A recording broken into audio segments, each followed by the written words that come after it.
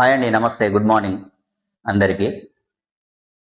సుస్థిరాభివృద్ధి లక్ష్యాల్లో ఒకటైనటువంటి 17 మనం సుస్థిరాభివృద్ధి లక్ష్యాల్ని 2030 వరకు సాధించాల్సినటువంటి 17 సుస్థిరాభివృద్ధి లక్ష్యాలను పెట్టుకొని భారత ప్రభుత్వం ముందుకు పోవడం జరుగుతుంది. ఈ 17 సుస్థిరాభివృద్ధి లక్ష్యాల్లో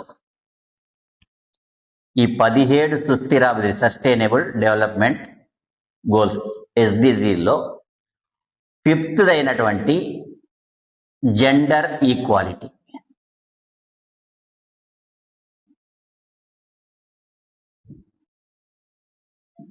ఫిఫ్త్ పాయింట్ గురించి ఈరోజు మనం డిస్కస్ చేద్దాం. 5th పాయింట్ అయినటువంటి జెండర్ ఈక్వాలిటీ అంటే లింగ సమానత్వాన్ని సాధించడం కోసం 2030 వరకు ప్రభుత్వం ఏం కృషి చేస్తుంది అంటే మహిళా సంక్షేమం కోసం, మహిళా అభివృద్ధి కోసం, అదేవిధంగా మహిళా ఎడ్యుకేషన్ కోసం, అంటే పురుషులకు మహిళలకు ఏ విధమైనటువంటి తారతమ్యం లేనటువంటి సమాజాన్ని 2030 వరకు నిర్మించాలనేది లక్ష్యం. ఇందులో భాగంగా మనం ఒక చిన్న స్టోరీని తీసుకుందాం ఈరోజు.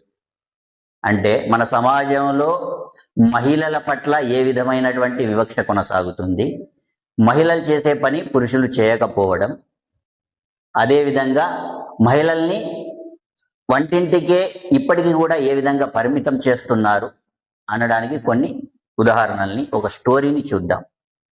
స్టోరీలో ఏముంటుందంటే ఒక 2 క్యారెక్టర్స్ ఉంటాయి, X, Y. ఈ 2 క్యారెక్టర్ల గురించి ఇప్పుడు మనం డిస్కస్ చేద్దాం. ఈ 2 క్యారెక్టర్లు, X అనే క్యారెక్టర్ సుధాకర్, Y అనే క్యారెక్టర్ శారద. వీళ్ళిద్దరూ భార్యాభర్తలు.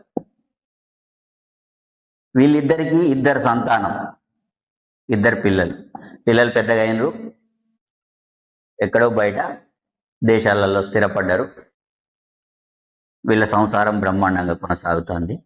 శారద కూడా ఉద్యోగస్తురాలే, సుధాకర్ కూడా ఉద్యోగం చేస్తాడు. అయితే ఒక రోజు ఏమైందంటే సుధాకర్ గారు ఉదయాన్నే పొద్దున్నే వాకింగ్కి వెళ్ళి 4-5 కిలోమీటర్లు నడిచిండు.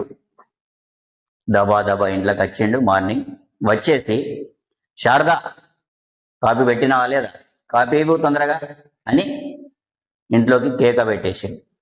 కేక పెడితే అప్పటికే శారదకు 5-6 రోజుల నుంచి విపరీతమైన జ్వరం వస్తుంది, ఆఫీస్కి వెళ్ళట్లేదు, చాలా ఇబ్బంది ఉంది ఆమె ఒంట్లో. ఈ పరిస్థితిని కూడా ఆయన అర్థం చేసుకోలేదు.